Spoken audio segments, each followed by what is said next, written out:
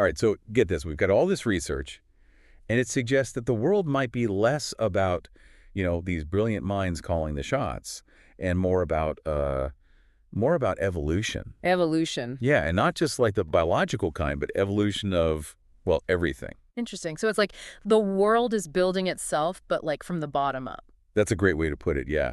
I mean, it almost feels like an insult to our intelligence, Right. right? We see something complex, and we're so quick to just assume, oh, well, someone smart must design this. Right. Like we just assume there must be some grand plan. Exactly. Yeah. But Matt Ridley, he kind of throws a wrench in that whole line of thinking. Yeah, he really challenges that assumption that everything is designed. He does. He uses this pretty vivid analogy to illustrate his point. Oh, what's that? He compares it to blaming a sailboat for the wind. We see a boat moving, and we automatically assume it's the captain steering calling the shots. But what about the wind, the currents, the tides?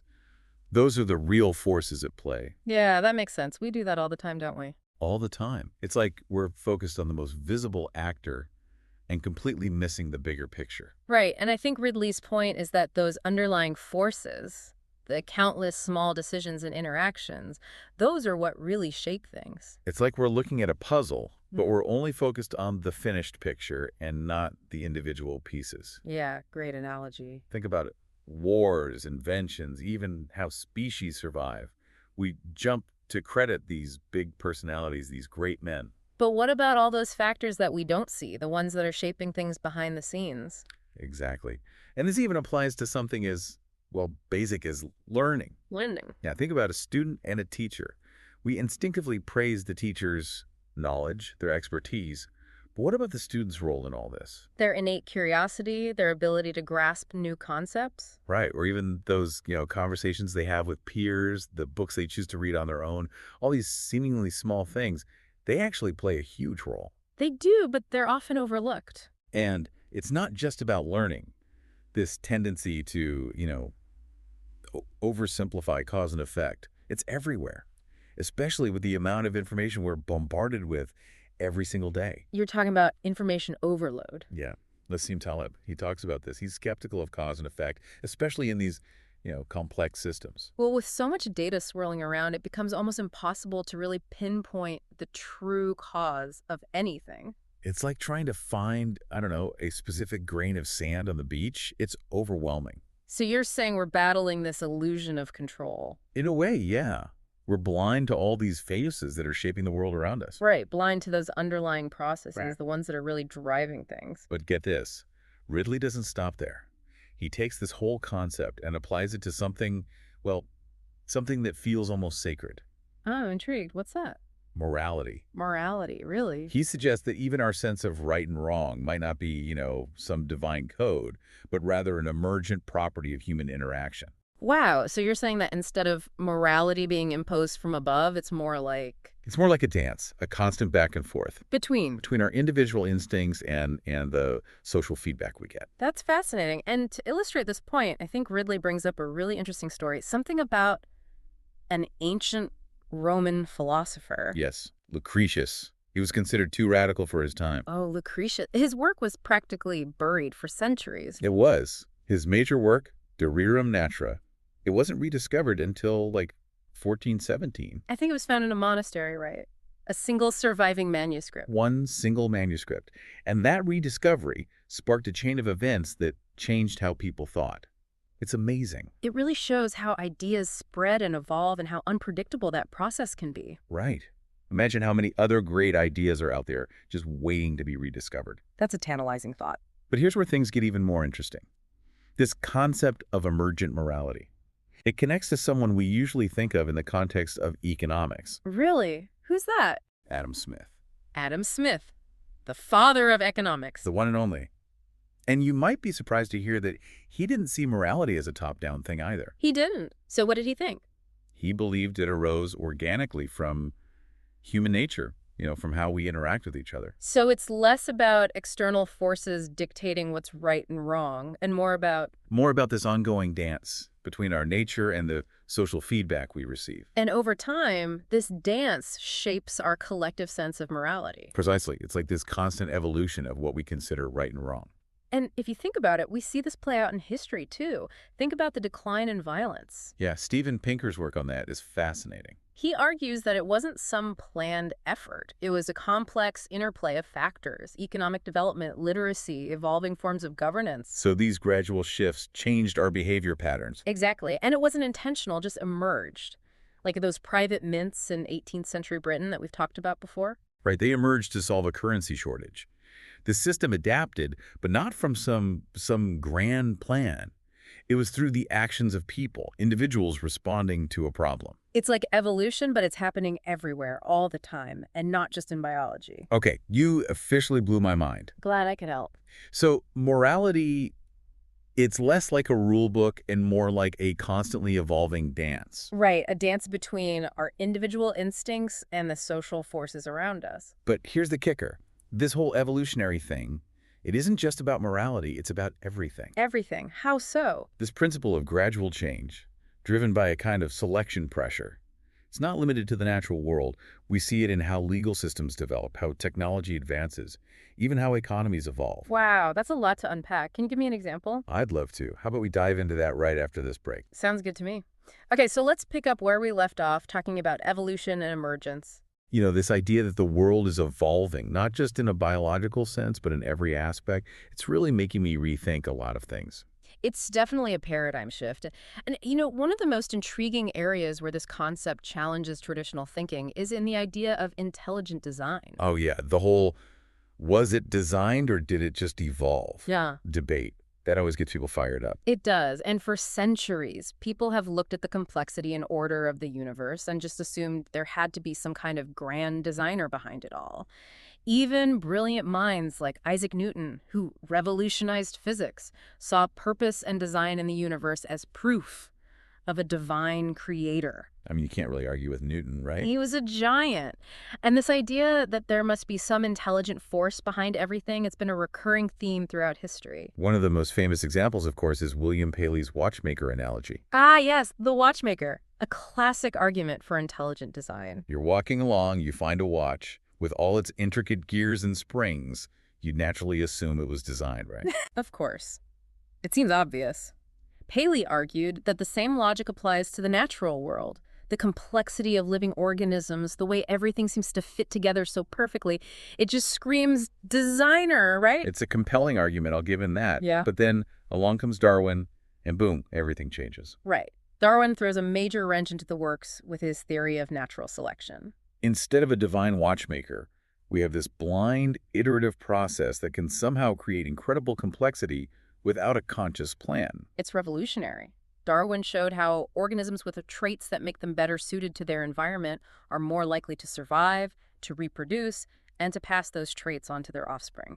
Over vast stretches of time, this process, this natural selection, can lead to the mind-boggling diversity and complexity that we see all around us. And all without a guiding hand. It's a pretty elegant theory, and it explains so much about the natural world. But what about the intelligent design folks? How do they reconcile their beliefs with Darwin's discoveries? Well, that's where things get a bit tricky for them. One of the biggest challenges came with the discovery of so-called junk DNA. These are sections of our genetic code that don't seem to have any specific function. Junk DNA, huh? Yeah. It's like finding a bunch of gibberish in the middle of an instruction manual. Right. From a design perspective, it just doesn't make sense. Exactly. And the challenges to intelligent design go beyond junk DNA. Even something as devastating as cancer can be understood through an evolutionary lens. Cancer, really? Yes.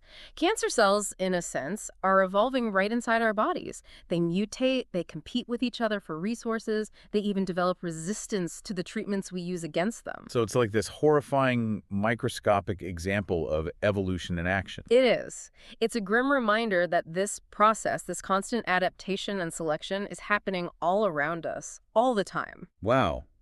That's both disturbing and fascinating. It really highlights the power of Darwinian principles to explain even the most challenging biological phenomena. But okay, let's shift gears for a second. What about the things that we humans create? Surely those are examples of intelligent design, right? Not necessarily. Remember Leonard Read's essay, I, Pencil? Oh yeah, I, Pencil, what a great read. In it, he breaks down the process of making something as simple as a pencil. From mining the graphite, to harvesting the wood, to assembling all the pieces. It's incredible when you think about how many people are involved in making a single pencil. And nobody really thinks about all of that. That's his point. No one person in that entire chain, from the lumberjack to the store clerk, has all the knowledge necessary to make a pencil from scratch. The knowledge is distributed. It's like this invisible web of knowledge and skills that goes into making even the most mundane objects. Exactly. So even human-made things emerge from this bottom-up process of distributed knowledge, of collective effort. It's not always about a single mind conceiving of and creating something. Okay, so now I'm really starting to see how this whole concept of emergence applies to, well, everything. Mm-hmm. But how does it play into the age-old nature versus nurture debate? That's a great question. It gets at the heart of who we are, right? Are we just products of our genes, or are we shaped by our environment, our experiences? It's the ultimate question, right? Mm. Are we slaves to our DNA, or are we the masters of our own destiny? What's the answer? Well, if we look at the evidence, it seems like the truth lies somewhere in between. On the one hand, we have this undeniable biological inheritance that shapes our physical and psychological traits. Right, our genes definitely play a role. They do. But on the other hand, we see clear evidence of how social and environmental factors can influence who we are, how we behave. Like that decline in violence that Steven Pinker talks about. Exactly. That suggests that social and environmental changes can have a huge impact on our behavior patterns. So it's this complex interplay, this ongoing dance between nature and nurture. It's not an either-or situation. It's both, and it's constantly interacting and influencing each other. And it gets even more complicated when you consider things like sexual attraction. Oh yeah, that's a whole other can of worms. Why do we find certain features attractive? Is it societal conditioning, or is it something more primal? Well, it's a controversial topic, but there's evidence to suggest that at least some of our preferences might be rooted in our evolutionary history. Fascinating. Yeah. But it's a little scary to think that some of our most basic instincts might be driven by forces we don't even understand. I know what you mean. It's both humbling and a little unsettling. So we've got this interplay of genes and environment shaping who we are. But what about something like education? Isn't that a purely top-down system? You know, governments deciding what kids need to learn, teachers delivering the information. It seems that way, right? But even education, as deliberate and controlled as it might appear, shows signs of emergence. Take the rise of widespread schooling in the 19th century. Okay, I'm listening. Was it purely a top-down initiative driven by governments? Or was it at least partially a response to a growing demand from parents and communities who recognize the increasing importance of education in a rapidly changing world? You're saying that maybe those in power were just catching up to a trend that was already happening organically? It's a possibility, right? And it points to this idea that even systems that appear to be meticulously planned and controlled might actually be influenced by bottom-up processes that we don't always see. Okay, I'm starting to see a pattern here.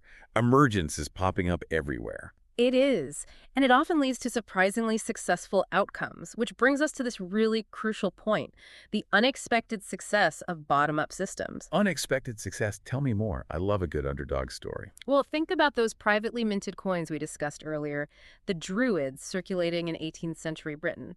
They emerged not because the government planned it, but because the royal mint was failing to meet the needs of the people. So it was like a market-driven solution to a problem that the government couldn't solve. Precisely. Entrepreneurs saw an opportunity, they provided a better alternative, and people embraced it.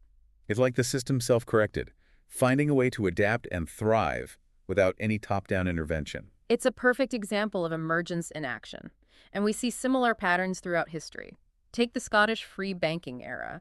For a period of time, banks in Scotland operated without a central bank, without any central control. No central bank. That sounds chaotic. You'd think so, right? But what's fascinating is that despite the lack of central control, the Scottish banking system experienced fewer failures than the English system during the same period. Fewer failures with less regulation. That's really counterintuitive. It challenges the idea that we need these big, centralized institutions to maintain stability. It does. It suggests that sometimes a more decentralized bottom-up approach can be surprisingly resilient and effective. Okay, I'm starting to see the appeal of emergence. But if we're talking about bottom-up systems in the modern world, we have to talk about the elephant in the room, the internet. Ah, yes, the internet. The ultimate example of a decentralized emergent system, a global network that connects billions of people and seems to constantly outsmart attempts at centralized control. It's incredible. Nobody could have predicted the internet, and nobody can really control it. It just keeps growing and evolving. And that's the beauty of it. It's a testament to the power of emergence. A sprawling ecosystem of information, ideas, and innovations that no single entity could have possibly designed or controlled. It really makes you wonder, maybe we've been looking at the world the wrong way for centuries. Maybe we have. Maybe it's less about imposing order from the top down and more about understanding and harnessing the power of emergence. I think we need to explore that idea further, but I think that's a great place to leave it for now. We've covered a lot of ground, and I think we need a moment to let it all sink in. All right, so where were we? Oh yeah, emergence. It's like this hidden force shaping everything around us. It really makes you rethink how the world works, doesn't it? It does. If so much of what we see, like morality and technology, are a result of these bottom-up processes, does that mean our actions don't really matter? Well, I wouldn't say that. It's not like we're just passive observers in all of this. Remember, evolution, even in this broader sense, it works through this combination of variation and selection. Okay, so how does that apply to us, to humans? Well, we as individuals, with our unique traits and choices and actions, we contribute to that variation. And the environment, including things like the social systems we create, that acts as the selective force. So it's like we're still players in the game, even if we're not the ones controlling everything. Exactly. Our choices, our innovations, they all feed into this pool of possibilities, and emergence takes from there. We might not be the architects, but we're definitely part of the construction crew. I like that analogy. So if we can't control emergence, can we at least influence it? I think so. By understanding the forces at play, we can become more conscious participants in the process. We can design systems that encourage certain outcomes, nudge things in a positive direction. So instead of trying to force our vision of the future onto the world, it's more about creating the right conditions for good things to happen. It's a more humble approach, but it might be more effective in the long run. It requires trust, though. Trust in one. Trust in the process itself, trust in the collective intelligence of individuals interacting within a well-designed system. That's a big ask. It is, but it also means letting go of this need to control everything, accepting that we can't predict every outcome. It's like acknowledging that the world is this complex, ever-changing system, and we just have to roll with it. And maybe that's a good thing. It frees us up to be more experimental, more adaptable. Yeah, instead of clinging to rigid plans that might not work, we can embrace the unknown and just see where things go. That's the spirit. And it applies to so many areas of life, education, economics, even our personal relationships. It's like a whole new way of being in the world, more humble, more adaptive, more experimental. And ultimately, I think it's more in tune with how the world actually works. Wow. This has been an incredible deep dive. It has. It really makes you think. To our listeners, we hope this has sparked some new ideas, maybe even challenged some old assumptions. As you go about your day, look around and see if you can spot emergence in action. And one last thought to leave you with. If emergence is this powerful force shaping the world, what does it mean for leadership? What does it mean to be a leader in a world where control is an illusion? That's a question worth pondering. Thanks for joining us on this journey, and remember, keep exploring, keep questioning, and keep embracing the unexpected. Until next time.